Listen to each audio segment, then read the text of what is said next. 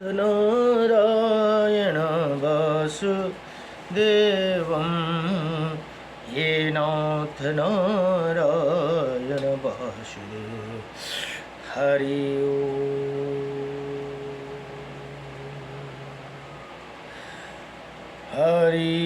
ओम स्वस्ति श्री गणेशाय नमः। ओम श्री सरस्वती नमः। ओम श्री वेदपुरुषाय नमः। ओम श्री मातृपितृचरणकमलेभ्यो नमः। ओम श्री गुरुचरणकमलेभ्यो नमः। ओम समस्त कुलदेवता चरण कमलेभ्यो नमः। ओम समस्त पितृदेवता चरण कमलेभ्यो नमः। कृष्णं नारायणं वन्दे कृष्णं वन्दे प्रजाप्रियं कृष्णं द्वैपायनं वन्दे कृष्णं वन्दे पृथासुतं वासुदेवं सुता देवकंसचारुणमर्दनं देवकी परमानन्दं कृष्णं वन्दे जगद्गुरुं। मुकुं करोति वाचालं पङ्गुं लङ्घयति गिरिं यत्कृपातमहं वन्दे परमानन्दमाधवम्। कस्तूरितिलकं ललाटपटले वक्षौ स्थूले कौस्तुभं नासाग्रवरमौक्तिकं करतले वेणुकरे कङ्कणं सर्वज्ञ हरिचन्दनसुललितं कण्ठे च मुक्तं बली गोपास्त्रीपरिवेष्टितो विजयते गोपालचूडामणि। वंशी विभूषितकर्णं नवनीरदावात पीताम्बरदारुणाभिमाफलाधरोष्टा पूर्णेन्द्रसुन्दरमुखा रवीन्द्रनेत्रा कृष्णात् परं किमपि ततोऽहं न जाने। सच्चिदानन्दरूपायं विश्वत्पदादितवे त्रपत्राय विनाशायं श्रीकृष्णाय वयं नमः। कृष्णाय वासुदेवायं हरे परमात्मने प्रणतक्लेशनाशायं गोविन्दाय नमो नमः। जय जय श्री राधे जय जय श्री राधी मेरी स्वामिनी मैं राधे जो की दास। जन्म जन्म दीजियो मोहे श्री चरण कुबास। जन्म जन्म दीजियो मोहे श्री वृंदावन कुबास। जय जय राधारमण हरि जय जय नवल किशोर जय जय गोपी चितचोर प्रभु जय जय माखन चोर। जन्म जन्म दीजियो मोहे श्री चरण कुबार। जन्म जन्म दीजियो मोहे श्री वृंदावन कुबार। नारायणं नमस्कृतं नरं चैव नरोत्तमं देवीं सरस्वतीं व्यासं ततो जयमुदीरये। ओम श्री परमात्मने नमः। ओम परमात्मने नमः।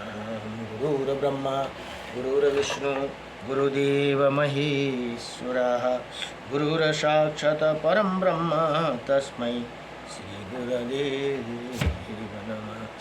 अखण्डमण्डलाकारं व्याप्तेन चराचरं तत्पथं दर्शितं येनं तस्मै श्री गुरुवे नमः।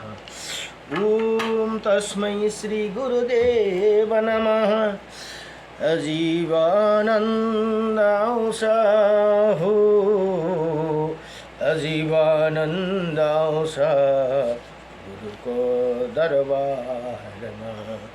सुख छैन छैन छैन यो स्वार्थी संसारमा, आउँछ आनन्द गुरुको दरबारमा, आउँछ आनन्द गुरुको दरबारमा। गुरुको चरणमा गङ्गा यमुना सरस्वती नित्य बसे, गुरुको चरणमा सात समुन्दर प्रकृति मुस्कुराउँछिन्।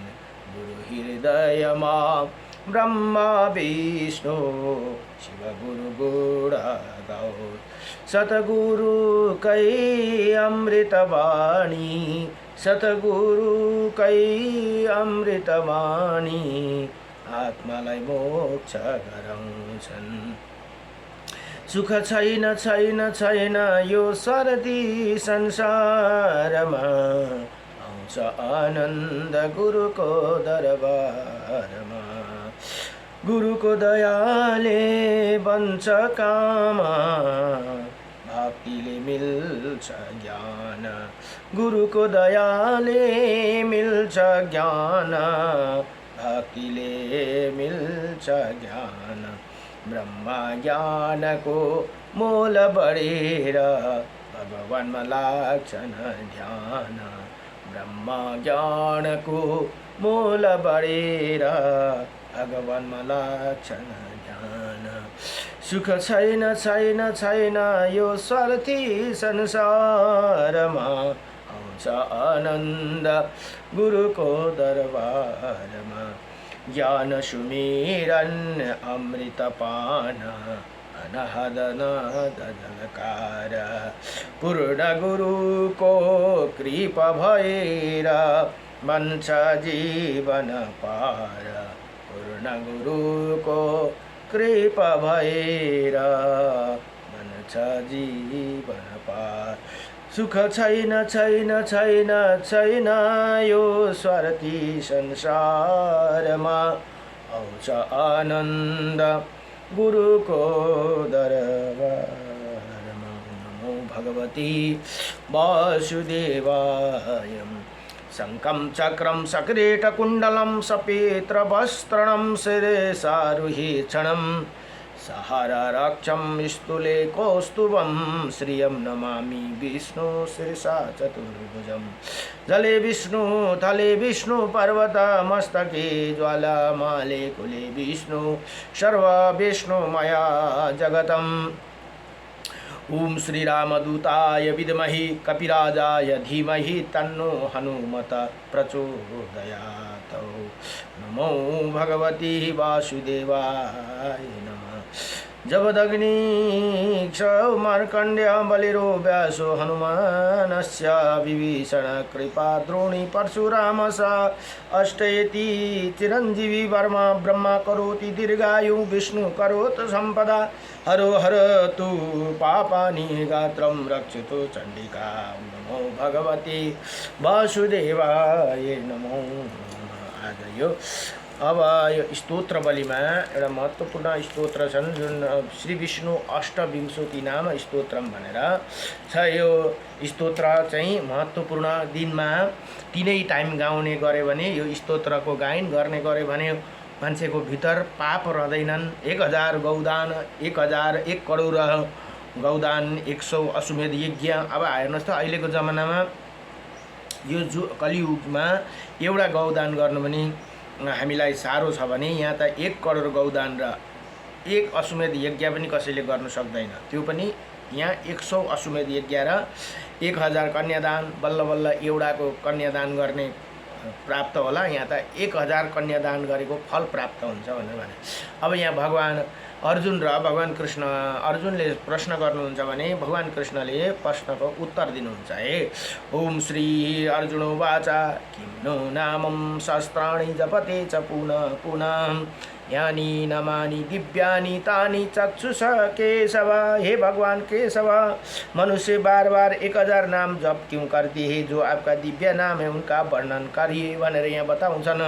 अर्जुनले सोध्दछन्। अब भगवान कृष्ण भन्नुहुन्छ श्रीभगवान् उवाच मत्स्यं कुर्मं वराहं च वामनं च जनार्दनं गोविन्दं पुण्डरीकाक्षं माधवं मधुसूदनं पद्मनाभं शास्त्राक्षं वनमाली हलायुधं गोवर्धनं हरिकेशो वैकुण्ठं पुरुषोत्तमं विश्वरूपं वासुदेवं रामनारायणं हरिं दामोदरं श्रीधरं च वेदांगं गरुडध्वजम् अनन्तकृष्णगोपालं जपेले नास्ति पातकं गावं कोटिप्रदनस्य सुमेधस्य च कन्यादानं शास्त्रं फलं प्राप्नोति मानवः अमावास्यया पूर्णिमास्याम् एकादशं तथैव च सन्ध्याकाले स्मरे नित्यं प्रातःकाले तथैव च मध्याह्ने चाहिँ जपे नित्यं सर्वै पाप प्रमोचति भनेर यहाँ बताउनुहुन्छ। हे अर्जुन, यी नाम जप गर्ने पुरुषका भित्र पाप नै रहते ऊ 1 करोड गौदान 100 अश्वमेध यज्ञ 1000 कन्यादान गरेको फल प्राप्त गर्दछन्।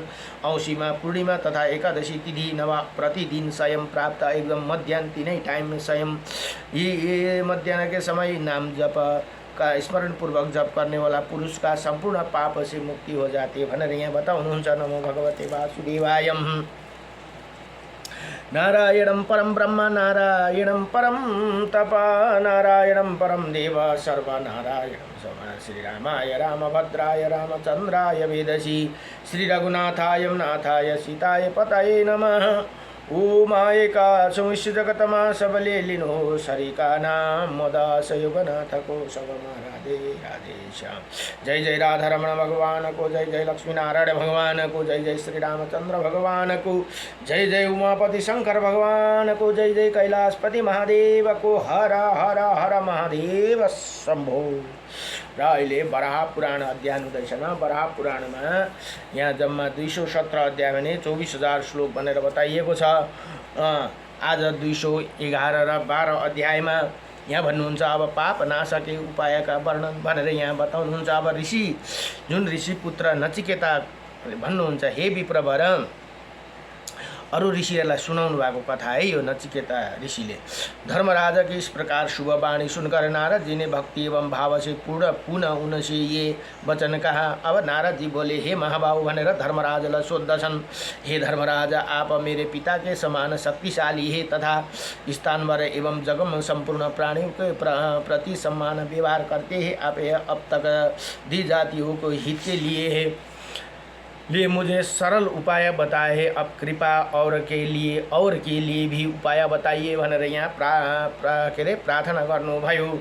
अब यमराज ने कहा, गौ की बड़ी महिमा है, गाई को त्यही कारण बड़ी महिमा छ भनेर यहाँ बताउनुहुन्छ। वो परम पवित्र मंगलमय एवं देवताओं की भी देवता है भनेर यहाँ बताउनु भयो। उनकी सेवा करने वाला पापों से मुक्ति हो जाती है। किन गौ पाल्नु त भन्दा जसले गौको सेवा गर्छ भने सानो तिनो पाप हाम्रो पाप त्यहीँबाट काटिन्छ भनेर यहाँ बताउनुहुन्छ। गौकै सेवाबाट शुभ मुहूर्त में उनके पंचगव्य के पान से मनुष्य तक्षण पापों से मुक्ति हो जाते। कहिलेकाहीँ गाईको गौत पान गर्ने गर्यो भने तुरंतै पापबाट मुक्ति हुन्छ भनेर यहाँ बताउनुहुन्छ। उनकी पूछा से गिरते जल को भी सिर पर चढ़ाते हैं, वही धन्य हो जाते हैं। जो पुछरबाट चुहेको जल यसो आफ्नो शिरतिर छर्किन्छ भने त्यो धन्य हुन्छ भनेर यहाँ बताउनुहुन्छ। उनके प्रणाम करने वाला भी गौ को प्रणाम करे भने पनि सभी तीर्थों का फल प्राप्त कर सभी पापों से मुक्ति हो जाती है। कहीं गौशाला गाई देख्नु भयो भने प्रणाम गर्नुहोस् अरे। इसीलिए सर्वसाधारण गौ का सेवा अवश्य करना चाहिए। उदयकालीन सूर्य अरुंधति बुध तथा सभी सप्त ऋषियों की विधि के अनुसार पूजा करनी चाहिए। वैसे ही दही से मिला हुआ अक्षता उन्हें भी अर्पित करने का विधान है। साथ ही मन को एकाग्र करके हाथ जुड़े हुए जो मानव उन्हें प्रणाम करे, उन्हें संपूर्ण पाप उसी क्षण अवश्य नष्ट हो जाती है भनेर यहाँ बताउनुहुन्छ। जो शूद्र व्यक्ति भी ब्राह्मण की सेवा करते हैं उन्हें तृप्त करता है, भक्ति के साथ यत्न पूर्वक प्रणाम करता है, वो पापों से शीघ्र मुक्ति हो जाती है भनेर यहाँ बताउनुहुन्छ। विष्णु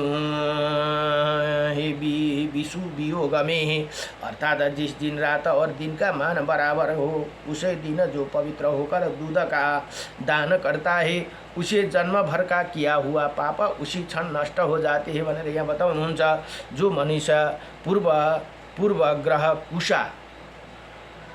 बिछाकर उस पर वृषभ को खड़ा करके दान देता है, वो ब्राह्मणों को साथ लेकर उसे प्रणाम करते हैं, वही संपूर्ण पापों से छूट जाते हैं भनेर यहाँ बताउनुहुन्छ।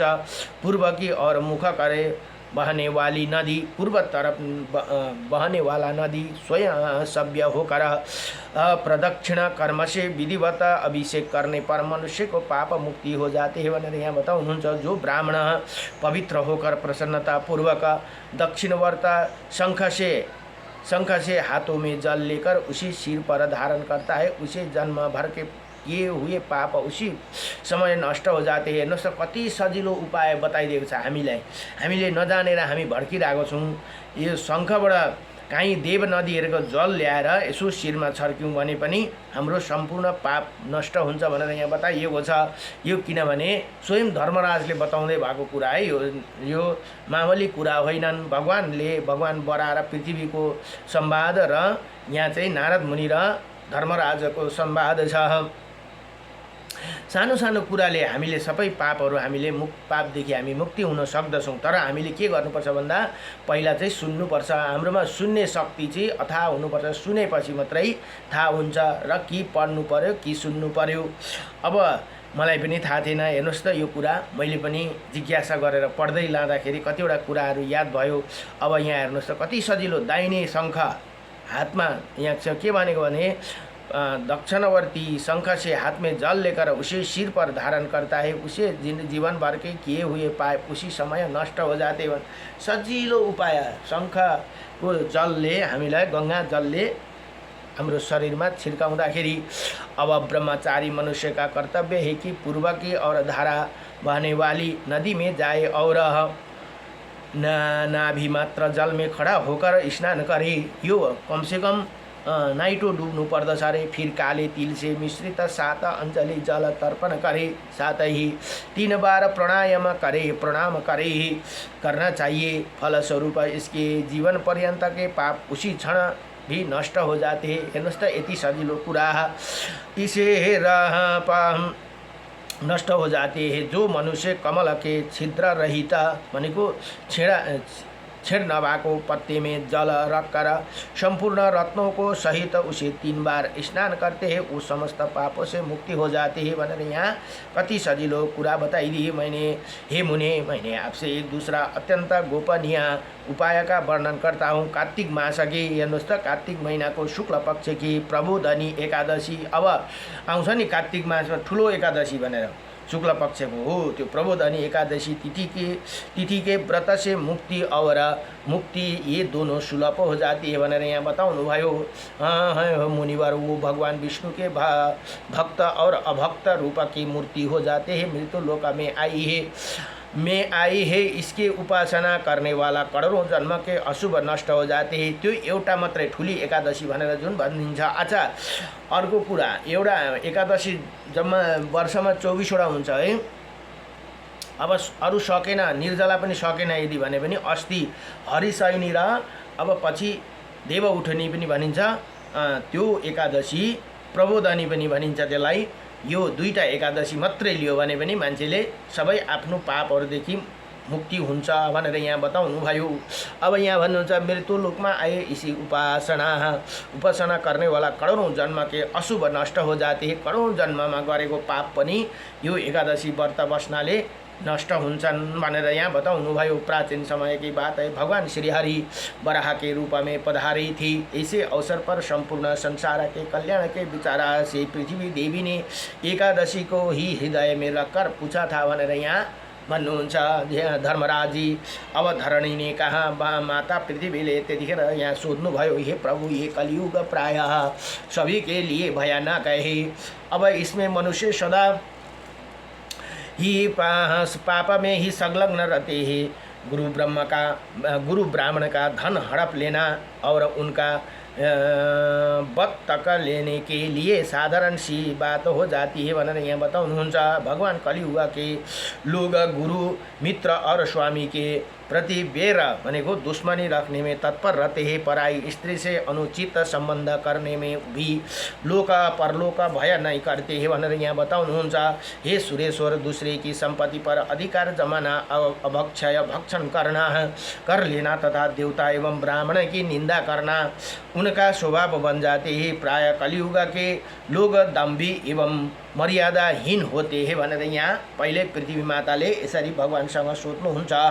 कुछ लोग ते अभी अनीश्वरवादी तक बन जाते हैं, इन्हें इसमें मनुष्य निंदित दान लेने और अगम्य गमन के रुचि रखने वाला होते हैं। हे प्रभु, हे विभो, ये तो तथा इनका अतिरिक्त भी अनेकों पाप करते हैं, उनका श्रेय कैसे है भनेर यहाँ भगवानसँग प्रार्थना गर्नुभयो। अब भगवान बरावरले ने उत्तर दिया, भगवान विष्णु ही सर्वोत्कृष्ट शक्ति ने कलियुग को नाना प्रकार के घोर पापों में रत्न मनुष्य के कल्याण के लिए ही एकादशी का रूप धारण किया था भनेर यहाँ बताउनुहुन्छ। भगवान विष्णुले नै स्वयं एकादशी को रूप धारण गर्नु भएको भनेर यहाँ बताउनुहुन्छ। इसीलिए सभी मासों के भनेको महीना को दोनों पक्ष की एकादशी व्रत करना चाहिए।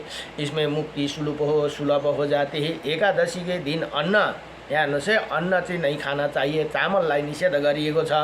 नहीं खाना चाहिए, पूर्ण रूप से उपवास कर व्रत रखना चाहिए। यदि विशेष कारण से पूर्ण उपवास संभव ना हो तो नव व्रत करे। मनुष्य को प्रबोधनी एकादशी व्रत तो अवश्य ही करना चाहिए।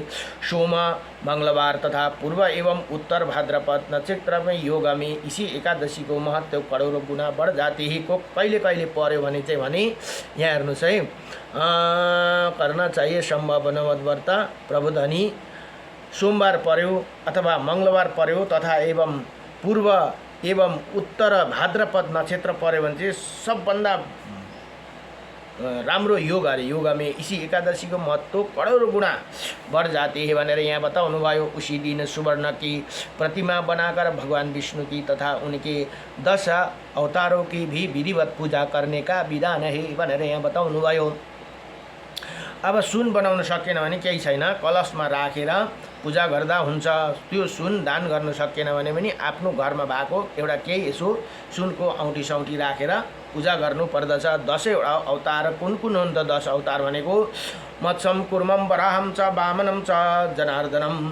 अब मत्स्य अवतार, त्यहाँ कुर्मा अवतार, त्यहाँदेखि बरा अवतार, त्यहाँदेखि नरसिंह अवतार, वामन अवतार, त्यहाँदेखि वामनदेखि परशुराम अवतार, परशुरामदेखि श्रीराम अवतार, श्रीरामदेखि श्रीकृष्ण अवतार, श्रीकृष्णदेखि श्री बुद्ध अवतार र अन्तिममा कल्की अवतार गरेर यी 10 अवतारकै भगवानहरूको पूजा गर्नुपर्दछ। यो पछि कार्तिकको ठुलो एकादशीमा है।